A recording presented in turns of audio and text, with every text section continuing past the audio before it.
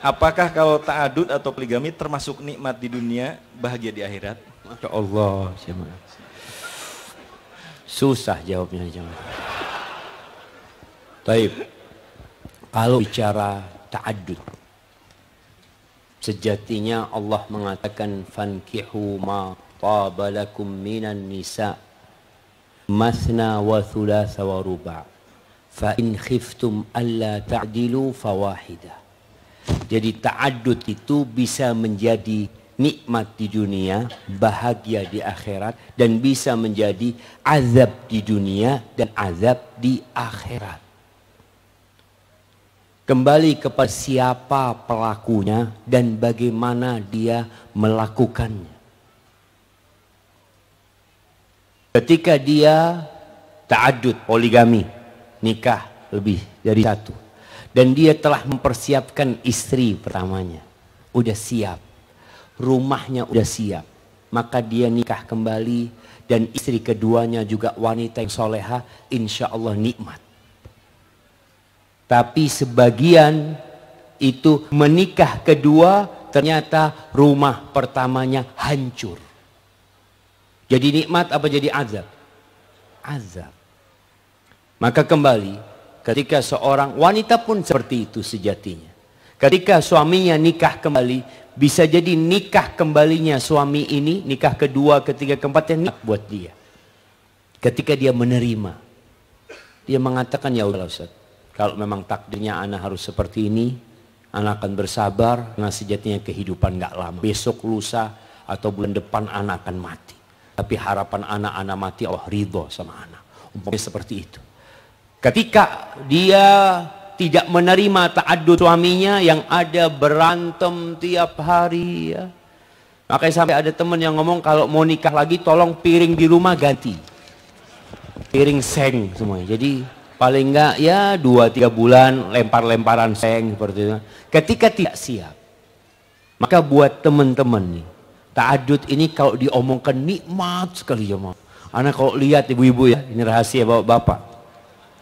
Anak buka kan. Jadi bapak-bapak ini kalau di rumah senyum-senyum sama istrinya, padahal kalau kumpul sama teman-teman, gimana?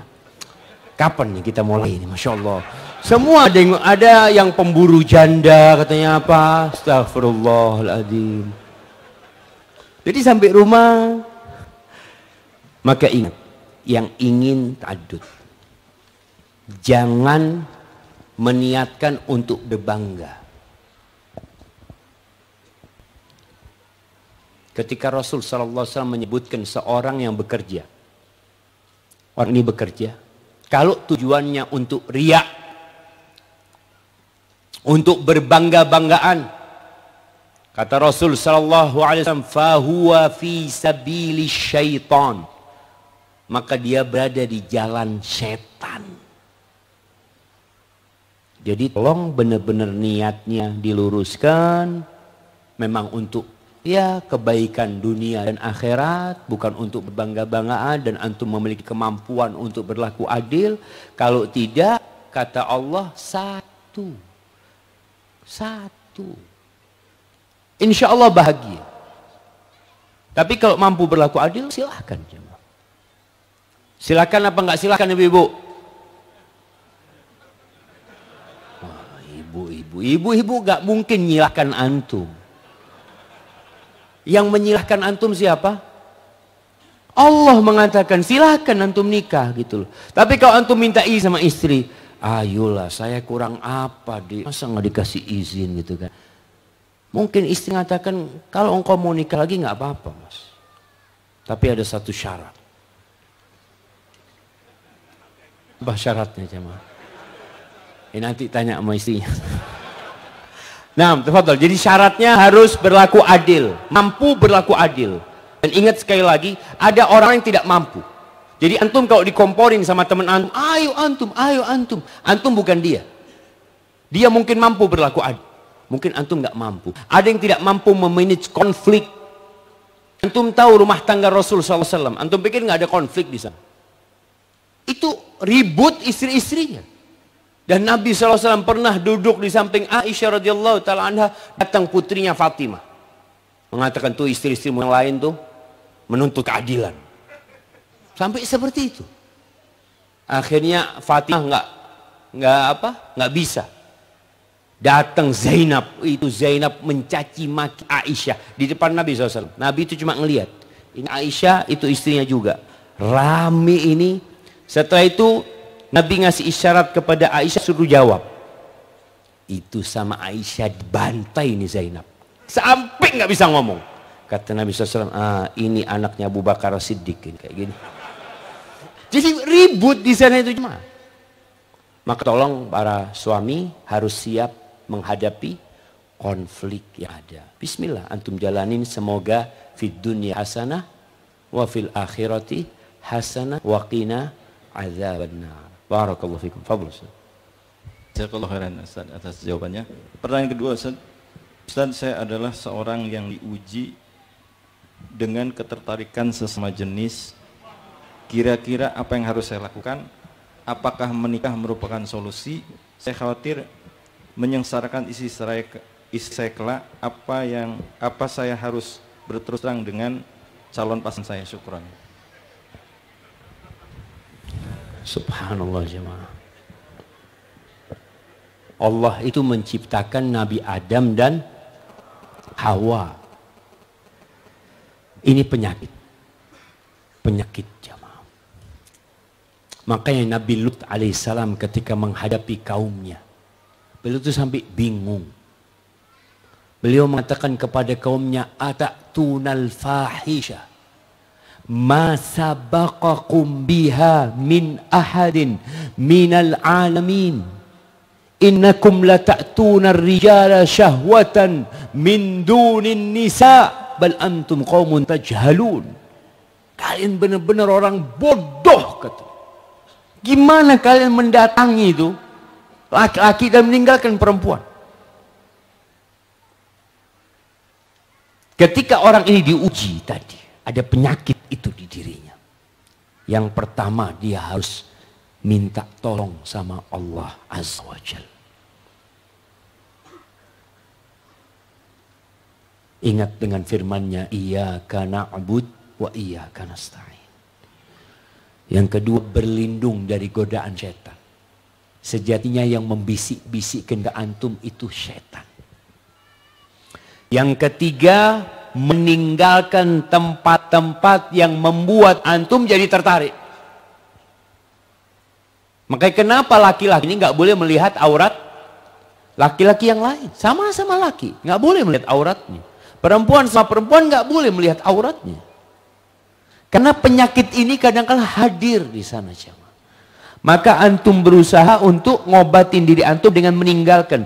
Kalau antum tertarik sama fulan, kalau duduk sama fulan, ganti majelisnya, ganti sohibnya, ganti tempatnya, hijrah. Mengganti suasana. Kemudian ketika menikah nanti sama istrinya, antum, ya kalau bicara terus terang, antum minta bantuan istri. Katakan kepada dia, ana sakit seperti ini. Ana ingin ngobatin diri ana. Tolong dibantu.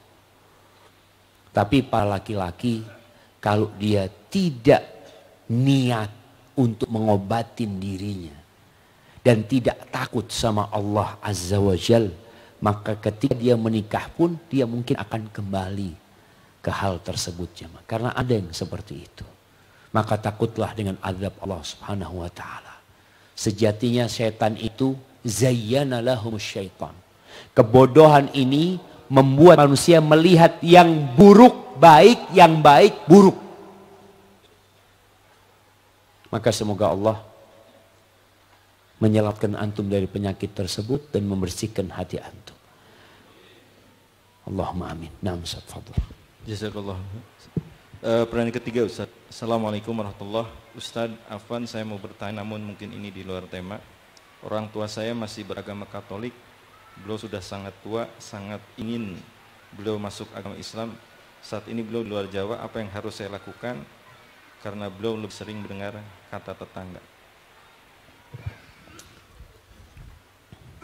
Dengar pertanyaannya jemaah. Enggak Ustaz, antum terlalu kecil bacanya Ustaz. Deketin mic-nya Ustaz. Pertanyaannya, orang tua saya beragama Katolik, beliau sudah sangat tua, sangat ingin beliau masuk agama Islam. Saat ini beliau di luar Jawa. Apa yang harus saya lakukan? Karena beliau sering mendengar kata tetangga. Subhanallah jamaah, buat para anak yang pergi merantau, meninggalkan kedua orang tuanya. Ketahuilah, kebaktian terbesar anak kepada orang tua adalah bisa masuk surga bersama kedua orang tuanya. Subhanallah. Kalau cerita tadi ini mengingatkan anak dengan ceritanya Al-Auza'i. Iya, kalau anak Al-Auza'i. Jadi pernah di Libanon sana, Auza'i lagi bikin kajian, tahu-tahu ada orang baru datang. Ditanya oleh Auza'i, kamu dari mana, kata dia. Kok baru kelihatan gitu. Dari Tustur atau Tastur. Dari Tastur, sebuah wilayah yang ada di Iran. Daerah sana masih banyak Majusi. Ditanya sama Auza'i, bapakmu sama orang tuamu gimana, kata. Orang tuamu gimana?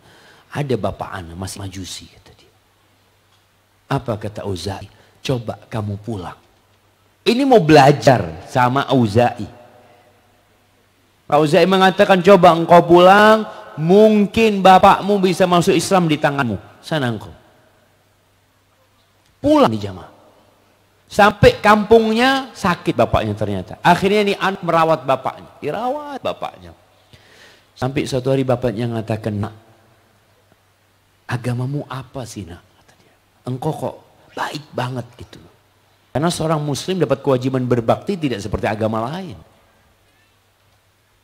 Akhirnya anaknya muslim, ayah. Apa tuh Islam nak? Diceritakan sama anaknya. Subhanallah. Bapaknya masuk Islam, setelah itu meninggal dunia. Maka buat teman-teman yang merasa orang tua anak masih seperti ini, seperti itu. Engkau tinggalkan orang tuamu. Padahal Allah mengatakan, wa in jahadaka ala an tusyrika bi ma laysa laka bihi ilm fala tuti'huma wa sahibhuma fid dunya ma'rufa. Kalau kedua orang tuamu memaksamu untuk melakukan kesyirikan yang enggak ada dasarnya itu, maka jangan taat kepada orang tua. Tapi Allah katakan wa sahibhuma fid dunya ma'rufa. Temani keduanya dalam kehidupan dunia dengan cara yang baik. Suhbah itu menemani, jadi sahabat bersama orang tuanya. Dengan harapan orang tuanya bisa masuk Islam. Tapi ketika antum jauh, antum katakan dia lebih suka mendengarkan ucapan tenaganya. Soalnya tetangganya yang kumpul sama dia jemaah. Antum nggak kumpul.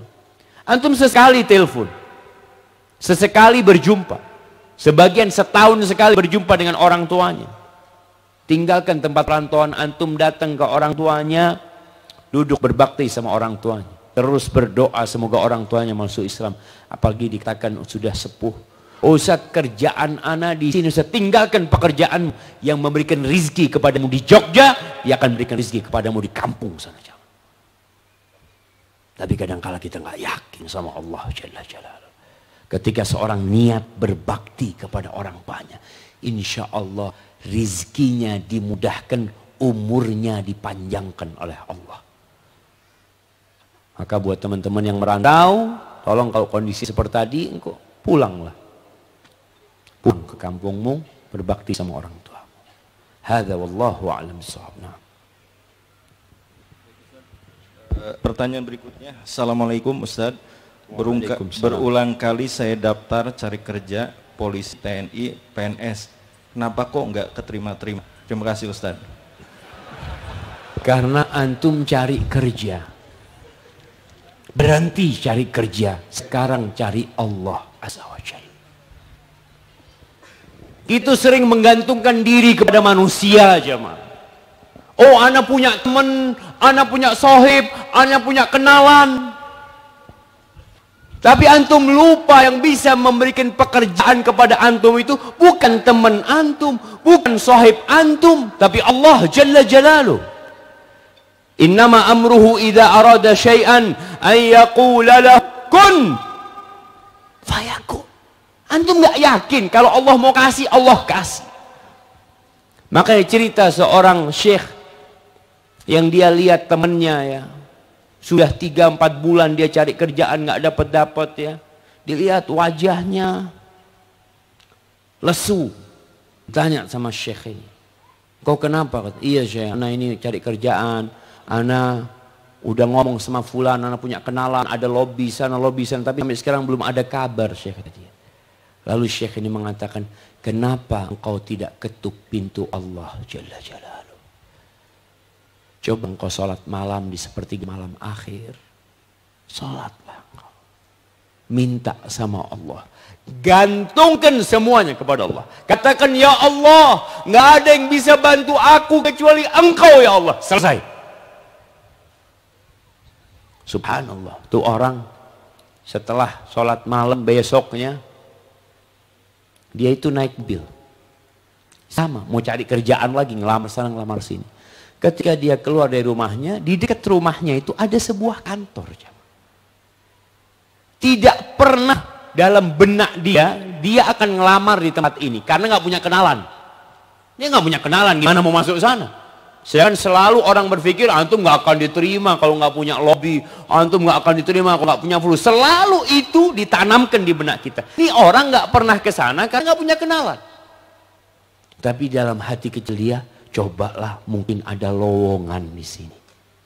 Subhanallah. Setelah sholat malam, dia mampir ke sana. Tanya sama resepsi, Mas, ada lowongan kata dia. Oh, ada kata dia. Coba ketemu bos di atas kata dia. Subhanallah. Nggak kenal sama orang ini jemaah. Dia ke atas ketemu bosnya, ngobrol sama bosnya, ditanya pernah kerja di mana, macam dia ceritakan. Alhamdulillah kata bosnya, kita punya 2 pekerjaan, antum tinggal pilih. Mana yang antum pilih? Bayangkan, dia nggak kenal sama nih orang. Tapi karena dia cari Allah, Jalla Jalaluh, Allah kasih tuh kerjaan sama dia. Dikasih pekerjaan, suruh milih deket rumahnya. Dapat 3 hari dia ketemu sama gurunya. Kata gurunya, ngelihat wajahmu kok lain sekarang. Nggak seperti 3 hari yang lalu. Iya Syekh. Alhamdulillah ketika ana minta sama Allah, semuanya jadi selesai. Allah mengatakan, fa inna ma'al usri yusra. Inna ma'al usri yusra. Sesungguhnya bersama kesulitan itu ada kemudahan. Bersama aja, Pak. Bukan sesudahnya. Allah katakan bersama. Ketika antum sedang sulit, itu kemudahan sedang jalan bersama kesulitan. Bareng dia jalan, jemaah. Tinggal kapan antum minta sama Allah Subhanahu wa taala, Allah berikan itu kemudahan. Tapi sebagian diuji. Setahun dikasih kerjaan, 2 tahun dikasih kerjaan, terus 4 tahun. Tapi ketika antum terus minta sama Allah, demi Allah, nikmat antum dekat sama Allah itu jauh lebih nikmat daripada antum dapat pekerjaan. Kok bisa Pak Ustaz? Antum lihat. Ketika orang belum dapat pekerjaan, dia bangun malam. Ketika terlilit hutang, Masya Allah, soft pertama di masjid. Anda mau lihat soft pertama, Masya Allah. Ini kayaknya pada punya utang semuanya, soft pertama. Ketika antum nggak punya utang, ketika antum usaha, Masya Allah, mapan, antum nggak lagi di soft pertama. Sebagian orang sudah soft ketiga, soft keempat, sebagian sudah jadi imam buat orang-orang yang masbuk. Udah dia hidupnya sudah nyaman, merasa udah nggak apa-apa loh Ustaz, gimana banyak kerjaan ya, yang penting berjamaah ke masjid, macam-macam seperti itu. Antum kehilangan nikmat sholat malam ketika antum bisa merintih memohon kepada Allah Jalla Jalaluh. Antum kehilangan soft pertama. Maka ingat, yakin, fa inna ma'al usri yusra. Inna ma'al usri yusra. Maka buat tadi yang susah cari kerjaan, tolong cari Allah antum sekarang. Dekat sama Allah. Tapi kan harus ikhtiar usaha. Iya, antum kan sudah ikhtiar usaha. Antum tiap hari keluar rumah. Wah subhanallah, kalau bicara pekerjaan jamaah, ada orang yang tahu-tahu ditelepon sama sohibnya dikasih pekerjaan. Ada teman di PHK, nggak dalam bayangan dia ditelepon sama sohibnya. Siapa yang nyuruh tuh temennya telepon dia? Berbulan-bulan nggak pernah telepon jamaah. Siapa yang menggerakkan harinya untuk telepon? Rabbul Alamin. Kita selalu mengatakan iyyaka na'bud wa iyyaka nasta'in. Lalu antum masih belum yakin. Hadza wallahu a'lam bissawab.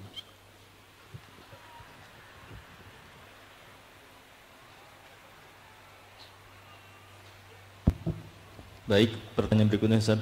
Assalamualaikum warahmatullahi wabarakatuh. Jazakallah khairan Ustaz atas pemberian ilmunya. Afwan Ustaz, saya telah berzina dengan seorang akhwat dan kami sudah pisah. Tapi hati terkadang masih inginkan dia. Amalan apa yang baik untuk memperbaiki hati saya? Jazakallah khairan.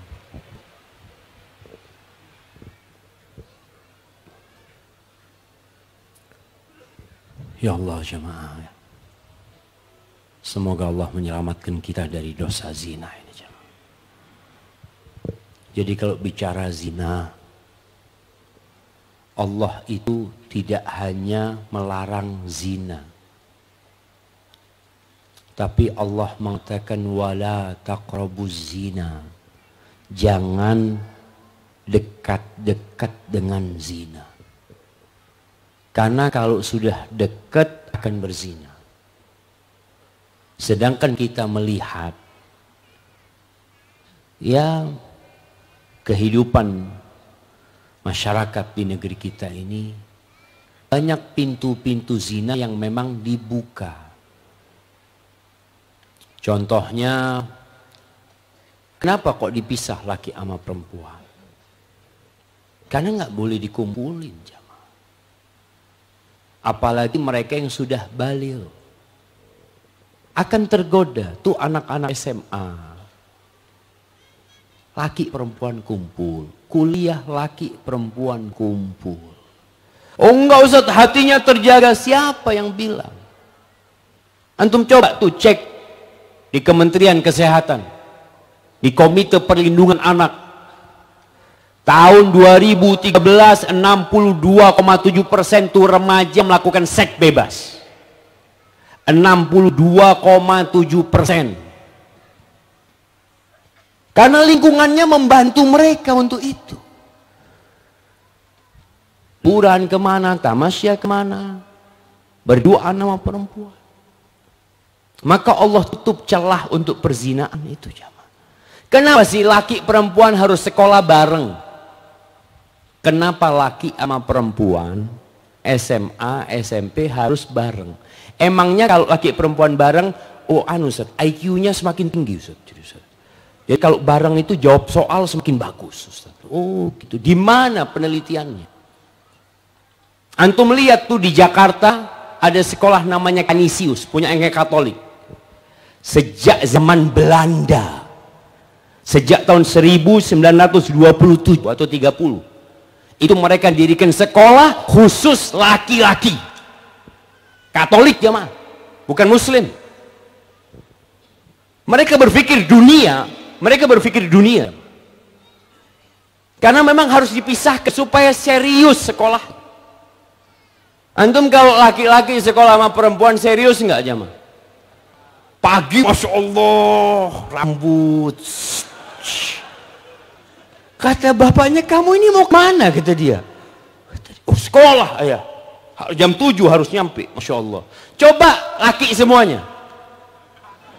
Sekolahnya laki semuanya. Nggak ada pakai sarung. Mungkin berangkat sekolah. Jadi kalau bicara jamaah, subhanallah. Sampai di Meksiko. Di Meksiko sana jamaah. Tempat yang banyak mafia. Itu bis perempuan khusus perempuan. Jauh sebelum di Jakarta itu ada busway yang mengatakan khusus perempuan, ada gerbong yang untuk perempuan. Meksiko udah duluan. Kalau bicara dunia mereka tahu ini nggak bisa dikumpulin. Apa faedahnya dikumpulin? Baik, anak kasih hadiah yang bisa menyebutkan apa manfaatnya kalau laki perempuan kumpul satu kelas. Ya, antum berdiri. Antum kumpul satu kelas sama perempuan? Iya. Berdiri.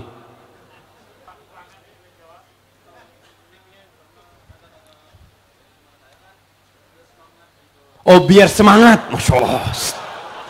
Terus semangat apa? Semangat belajar, semangat ingin dilihat perempuan. Oh yang penting semangat pokoknya, iya. Kemudian nilainya bagus, Masya Allah jemaah. Oh jadi cewek yang ngerjain tugasnya, Masya Allah. Jadi ngerjain cewek ceritanya Ustaz. Ah lihat nih, dikerjain sama yang laki-laki, Masya Allah. Ustaz, ayo maju ke depan. Antum belum nikah kan? Kasihkan ke orang tuanya ini. Iya, maju ke depan antum. Mulai besok jangan kumpul lagi sama perempuan sekolahnya. Kasih. Wallahi jamaah. Itu kita tuh darurat seks bebas. Itu 2013 seperti itu. Karena memang kumpul laki perempuannya. Mau berzina di kelas, berzina di kamar mandi, berzina di kebun, berzina di mana. Itu terbuka seperti itu. Jadi kalau dikatakan tadi manfaatnya apa? Antum bisa lihat yang sekolahnya itu sekolah yang khusus laki, orangnya jadi semua. Orang yang serius mereka. Kalau tadi katakan kalau ada yang cewek suruh ngerjain tugas ya atau apa, seperti nggak ada. Ini ngerjakan kerja sendiri semuanya. Maka tolong kita mulai berpikir. Secara agama Allah mengatakan wala taqrabuz zina. Kalau bicara secara logika dan dunia semua masuk. Kenapa harus dikumpulin? Coba yang laki-laki, perempuan-perempuan semua serius belajar di sekolah. Nanti lulus SMA, sama-sama laki lulus SMA, perempuan lulus SMA, ketemu kawin. Selesai. Tapi kalau tadi dikatakan dia berzina akhirnya dengan akhwat. Ada orang tua yang mengatakan kepadanya, nak jangan berzina. Betul. Tapi dia berada di lingkungan yang membuat dia berzina. Seperti cerita orang tua yang melemparkan anaknya ke kolam. Lalu sang ayah mengatakan, Iyaka an tabtalla bil ma. Hati-hati jangan sampai basah. Anak, iya, gimana? Lemparin ke kolam terus jangan basah. Ketika lingkungannya tidak baik, lalu katakan kau jangan jadi orang nggak baik. Lingkungannya nggak baik. Maka buat itu, ikhwan, bertobatlah kepada Allah dengan taubatan nasuha. Engkau ingat dengan dosamu. Seharusnya kau itu didera 100 kali dipecut. Ketika seorang belum menikah berzina. Alhamdulillah Allah tutupin perzinaanmu. Nggak ada yang tahu. Tapi jangan sampai engkau mengulanginya kembali. Putus. Sudah. Perbaiki dirimu. Hubunganmu dengan Allah subhanahu wa ta'ala. Kalau engkau mau menikah, carilah wanita yang solehah. Kalau tuh perempuan yang tadi itu sudah bertobat pula, maka silahkan dia. Kalau enggak, mungkin dia berzina dengan orang lain lagi. Sebagaimana engkau kalau enggak tobat, mungkin kau berzina dengan orang lain lagi. Allah jemaah, kita perlu meredam nafsu kita. Allah mengatakan wa amma man khafa maqama rabbih wa nahan nafsa 'anil hawa fa innal jannata hiyal ma'wa. Siapa yang takut dengan persidangan kelak di mana dia akan dihadapkan di hadapan Allah Subhanahu wa taala dan dia tahan nafsunya dari keinginannya, maka surga bagi dia.